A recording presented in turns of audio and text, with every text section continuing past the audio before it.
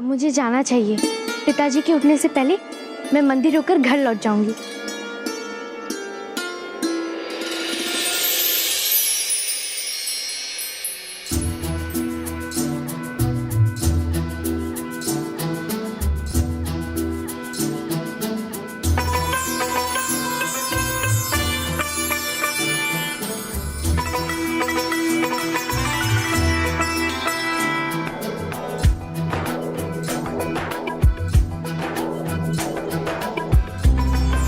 यदि यशोदा मैया ने आपको इस अवस्था में देखा होता तो अवश्य दंड मिलता आपको। किंतु कान्हा, ये क्यों किया तुमने? क्या कारण था इसका? मेरी भक्ति की भावना, उसी की रक्षा कर रहा था मैं। अपने जन्म दिवस पर वो नवीन वस्त्र धारण कर मेरे दर्शन करने को ललायत थी, और उसके लिए उसने बहुत श्रम भी किया, क्योंकि वो मुझे प्रसन्न करना चाहती थी, और मैं भी चाहता था कि उसे अपने मनोरथ में सफलता प्राप्त। इसीलिए उसके मन की प्रसन्नता के लिए मैंने भी थोड़ा श्रम कर ही लिया। प्रभु, साधारण नहीं असाधारण श्रम किया है आपने। अब आप सब लोग मुझे क्षमा कीजिए। उसके लौटने के पूर्व मुझे मंदिर भी पहुंचना होगा।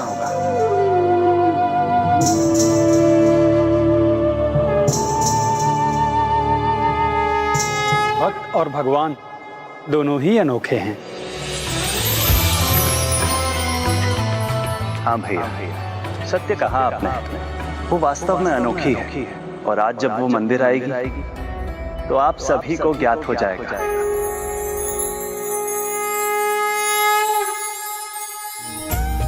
और फिर अपनी उस नन्ही भक्त से भेंट करने को आतुर उसकी उत्सुकता में प्रभु जगन्नाथ उन्हीं वस्त्रों में मंदिर में विराजमान हो गए और अपनी भक्ति की प्रतीक्षा करने लगे। प्रभु जगन्नाथ जी की, प्रभु जगन्नाथ जी की, प्रभु जगन्नाथ जी की।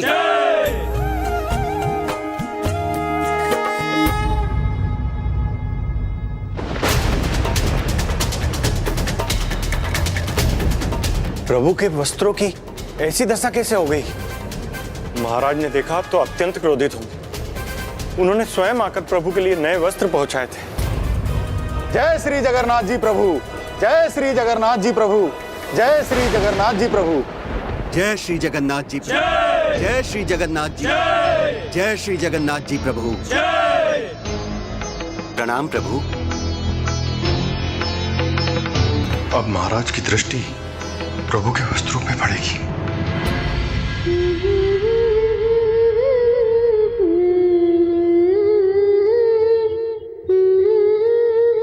ओह, कितना मीठा स्वर है।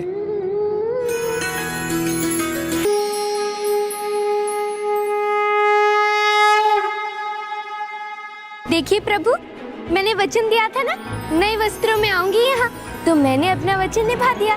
देखिए ना।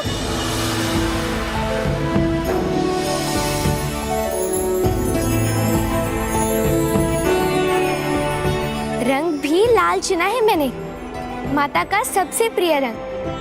पिताजी कह रहे थे कि मैं माता लक्ष्मी की बालिका स्वरूप लग रही हूँ। बताइए ना प्रभु, मैं कैसी लग रही हूँ?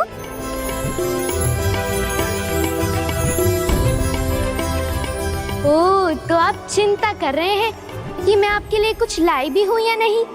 आपसे मिलने जो आ रही थी, वो भी अपने जन्मदिन पर, तो खाली हाथ कैसे आती? इसलिए तो मैं आपके लिए उपहार लेकर आई हूँ।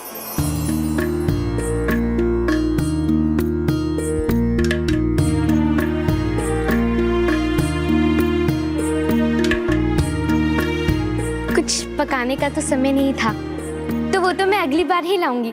बिटिया, तुमने क्या छिपा रखा है? संकोच मत करो बिटिया, तुम जो भी लाई हो प्रभु उसे पाकर प्रसन्न होंगे।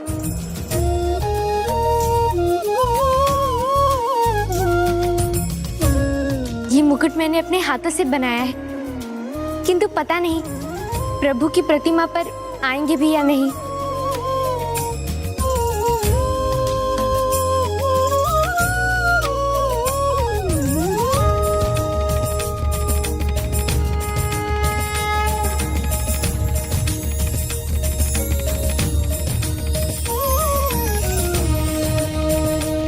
मैं जब मुकुट लाई थी वो तो बहुत ही छोटे थे, किंतु पता नहीं प्रभु की प्रतिमा पर कैसे आ गए।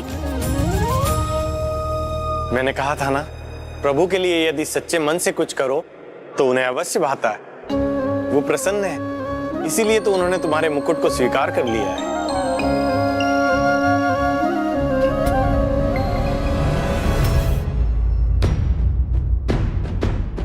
पुजारी जी, मैंने प्रभु जगन्नाथ जी को प्रसन्न करने के लिए नई साड़ी पहनी है, तो उन्होंने ऐसे मैले और फटे हुए वस्त्र क्यों धारण कर रखे हैं?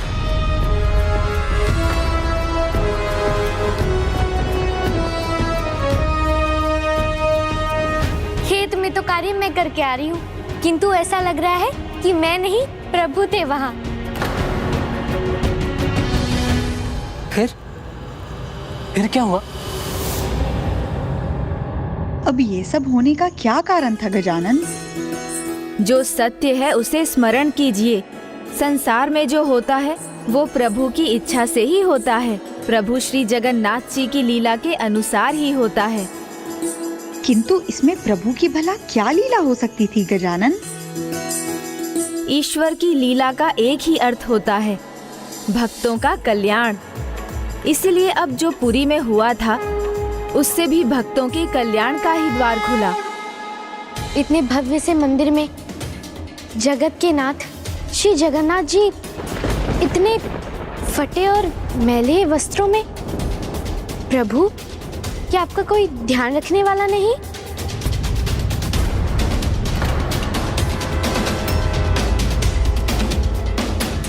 कान्हा, अब तुम ही बताओ अपनी इस नन्ही भक्त को कि उसकी सेवा में ही तुम मैले हुए हो। समय व्यक्ति को जीवन के प्रत्येक रंग से परिचित करवा देता है। और रही मेरी बात, मैं मैला नहीं हुआ, मैं तो अपनी नन्ही भक्त की भक्ति में रंग गया। और इसकी नन्ही भक्ति का रंग केवल मेरे वस्त्रों पर ही नहीं, अपितु मेरे मन पर भी चढ़ गया। किंतु ये राजा को कैसे ज्ञात होगा?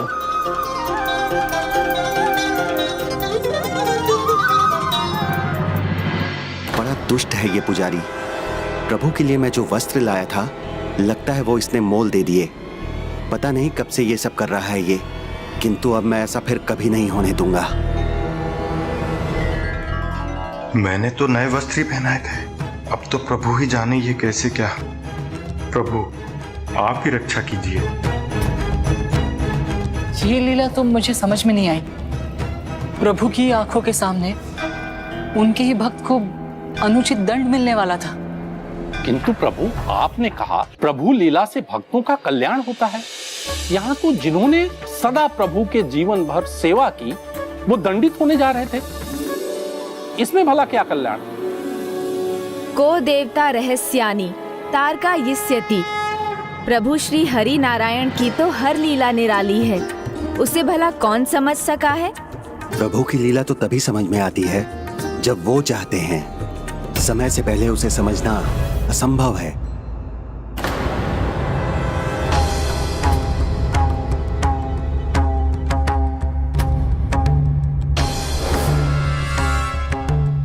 आप क्रोध और चिंता मत कीजिए, मैं हूं ना, मैं ही अपने प्रभु के लिए अगली बार नए वस्त्र लेकर आऊंगी।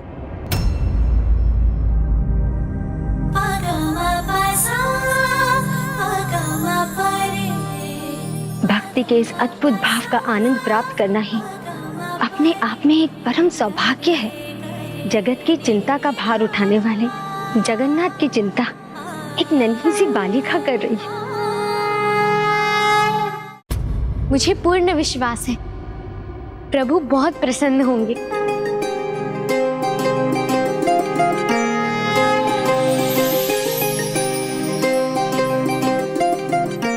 चिंता ना करें प्रभु, आपके लिए तो नए वस्त्र लूंगी ही, आपकी दाऊ और आपकी बहन देवी सुभद्रा के लिए भी लेकर आऊंगी। और इन्हें कैसे दुखी करूंगी? इनकी प्रसन्नता में भी तो आपकी प्रसन्नता है ना प्रभु। आप बस निश्चिंत रहिए, मैं सब देख लूंगी। तुम उसके लिए, उसकी प्रसन्नता के लिए इतने चिंतित क्यों थे कान्हा? ये अब समझ में आया है मुझे। ये नन्ही भक्त बस तुम्हारी नहीं, बल्कि हमारी प्रसन्नता का भी विचार कर रही है। ऐसी सरल हृदया भक्त, ऐसी निर्मल निर्दोष भक्ति अद्भुत है। अन्यथा भक्त अपनी चिंता भगवान के ऊपर ही थोप देते हैं और ये अनूठी भक्त भगवान की चिंता अपने ही ऊपर ले रही है। प्रभु, आप ये भी चिंता कर रहे होंगे ना कि मैं आप तीनों के लिए नए वस्त्र कहाँ से लेकर आऊंगी, है ना? इसलिए मैंने पहले से ही योजना बना रखी है। मैं बुनकर काका के यहाँ दुगना कार्य करूंगी। वो बुनबुन करेंगे, करते ही है, किंतु मैं जो कहूंगी वो स्वयं को करने से रोक नहीं पाएंगे। मैं खूब परिश्रम करूंगी और उनके यहाँ से सबसे अच्छे वस्त्र बुनवा कर लाऊंगी। बिटिया,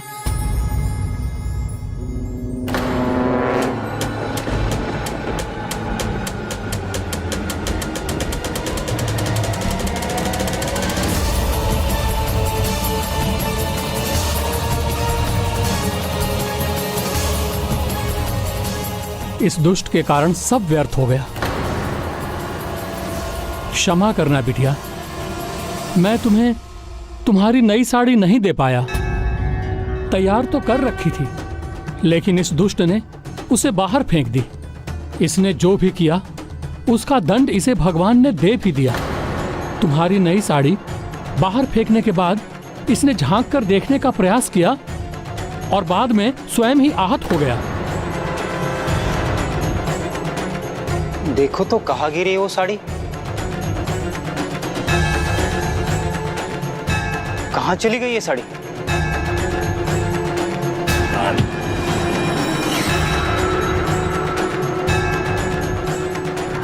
और देखो, इसे चोट भी लगी है। इसने जिस जिह्वा से तुम्हें भला बुरा कहा उसे अपने ही दांतों से भींच लिया और अब ये 2-3 दिन ठीक से बोल भी नहीं पाएगा। क्षमा करना बिटिया, अब तुम्हारी वो नई साड़ी खो गई है। बुनकर काका, आप भूल गए क्या? मैंने तो साड़ी पहनी है, देखिए ना।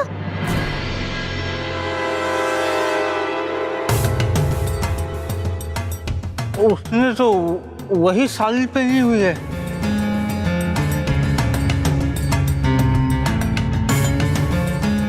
हाँ, ये तो वही साड़ी है, किंतु ये तुम्हारे पास कैसे पहुंची? ओहो, लगता है आपको भी स्मरण शक्ति की औषधि देनी पड़ेगी। आप ही ने तो इसे गौरी दीदी को दिया मुझ तक पहुंचाने के लिए, ये कहकर कि इसे मैंने अर्जित किया है।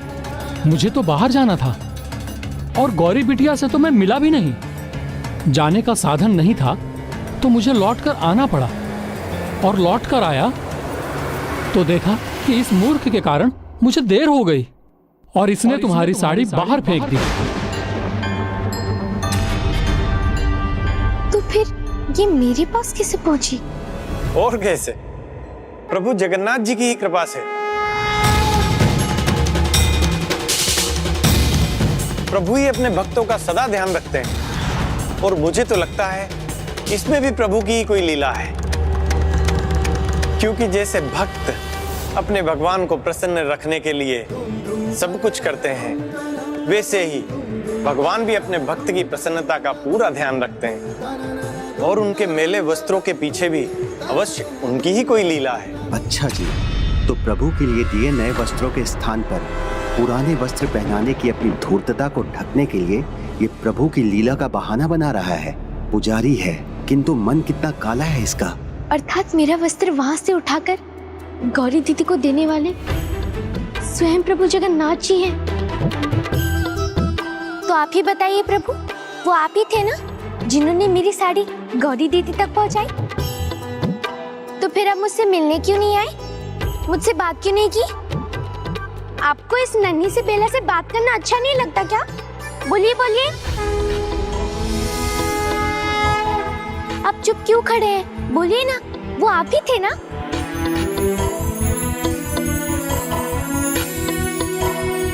मैं समझ सकती हूँ प्रभु, आप उससे बात करने को कितना लालायित हैं, किंतु मर्यादा का पालन करना तो संसार आपसे ही सीखता है। बोलिए ना प्रभु, उत्तर दीजिए ना। मेरी सहायता कर सकते हैं, किंतु मेरे सामने आकर मुझसे बात क्यों नहीं कर सकते?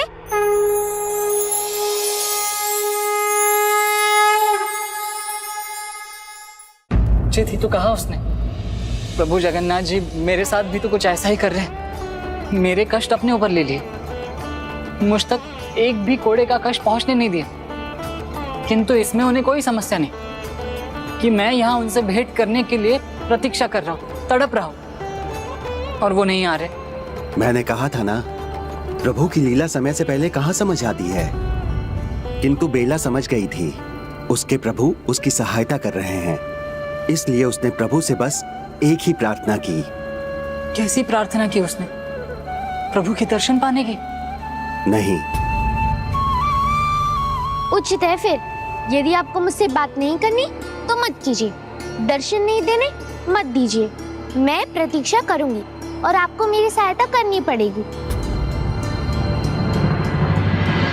मेरे प्रभु कुछ कहते क्यों नहीं मुझसे? मैंने इतना कुछ पूछा, इतना कुछ कहा, फिर भी उन्होंने एक शब्द भी नहीं कहा मुझसे। किंतु मैं जो कह रही हूँ वो ये सुन तो पा रहे हैं ना पुजारी जी? एक सहायता चाहिए मुझे प्रभु से, किंतु कैसे मांगू? अपनी बात इन तक कैसे पहुंचाऊं? तुम्हारा प्रत्येक शब्द प्रभु के सीधा हृदय तक पहुंच रहा है बिटिया। स्वयं दोषी होकर भी भक्ति की बड़ी बड़ी बातें कर रहा है। तभी तो प्रभु तुम्हारी सहायता करने आए। किंतु अब मुझे कैसे ज्ञात होगा कि प्रभु ने मेरी प्रार्थना सुन ली?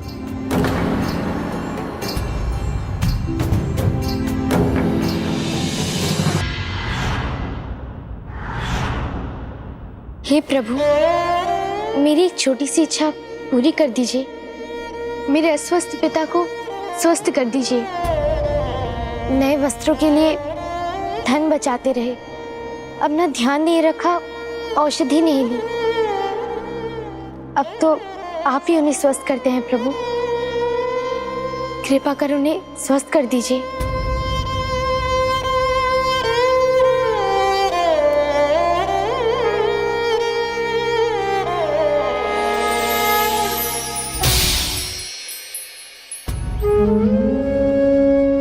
चिंता ना करो पुत्री, ये चिन्ह रहेगा नहीं, धुलकर स्वच्छ हो जाएगा।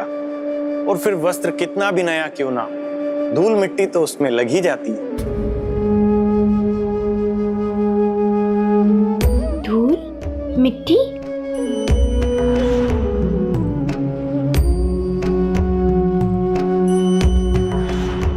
फिर पहले कैसे बची रहेगी मेरी साड़ी? उस पर धूल मिट्टी क्यों नहीं लगी? यहाँ आने से पहले मैं अपने खेत पर थी, वहां तो चारों ओर कीचड़ ही कीचड़ था, फिर वहां क्यों कुछ नहीं हुआ?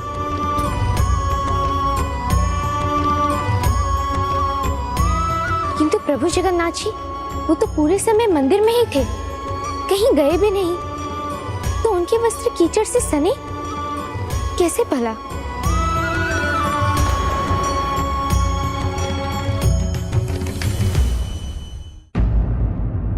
ओ, लगता है प्रभु मेरी सहायता के लिए वहां आए थे, मुझे कीचड़ और कांटों से बचाने।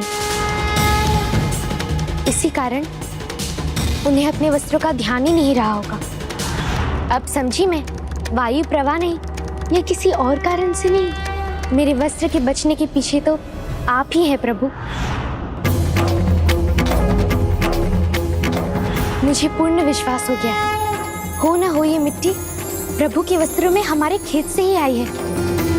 अपने वस्त्रों पर मिट्टी लगने की चिंता किए बिना उन्होंने मेरे वस्त्र को बचाया। असंभव, ये कैसे हो सकता है? असंभव को भी संभव बना देते हैं प्रभु। तुमने उचित कहा बिटिया, यही हुआ होगा,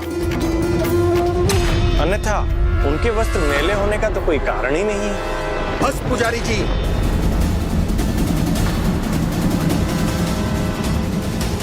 बहुत सुन चुका आपका अनर्गल प्रलाप। मैं अपने प्राण बचाने के लिए इस बालिका को मिथ्या ज्ञान दिए जा रहे हैं, कुछ भी इसके मन में भरे जा रहे हैं आप। नहीं महाराज, ऐसा नहीं है। इस सत्य पर विश्वास करना कदाचित कठिन है, किंतु प्रभु की कृपा तो उनकी इच्छा में ही बंधी है। अच्छा, तो ये सब प्रभु की इच्छा से ही हो रहा है। उनका मन हुआ इस बालिका के खेत में जाएं, तो वहां पहुंचकर उन्होंने अपने वस्त्र मैले कर लिए। उनका मन हुआ इस बालिका के वस्त्र बचाने का, और वो वहां पहुंचकर इसके वस्त्र बचाने के लिए अपने वस्त्र फड़वा लिए। यही कहना चाहते हैं? होने को तो कुछ भी हो सकता है महाराज। भगवान अपने भक्त के लिए। बहुत सुन चुका मैं। अपने अपराध को छिपाने के लिए आपने सभी सीमाएं पार कर दी हैं। मंदिर में, वो भी प्रभु के सामने झूठ बोलकर। इस नन्ही बालिका के विश्वास को आपने अपना ही ढाल बना लिया। लज्जा आनी चाहिए आपको। आपने जो किया है उसका दंड अवश्य मिलेगा आपको।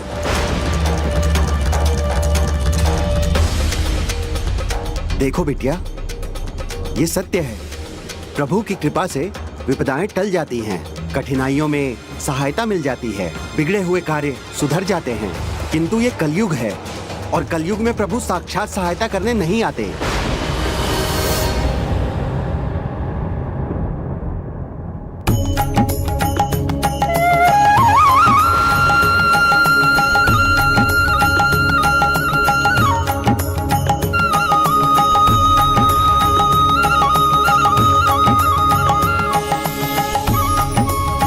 क्षमा करना, तो मुझसे गलती से टूट गए।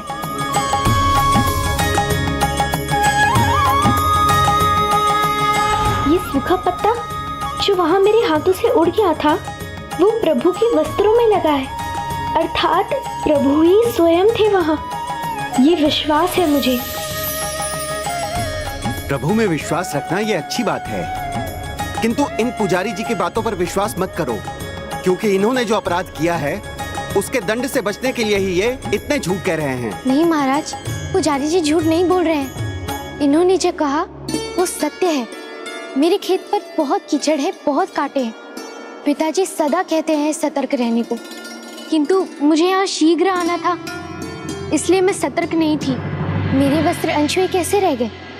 इसलिए ना प्रभु स्वयं थे वहाँ।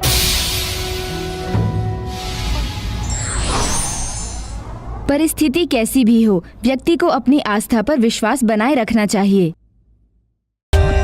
For more updates, subscribe to our channel, click the show links and enjoy watching the videos.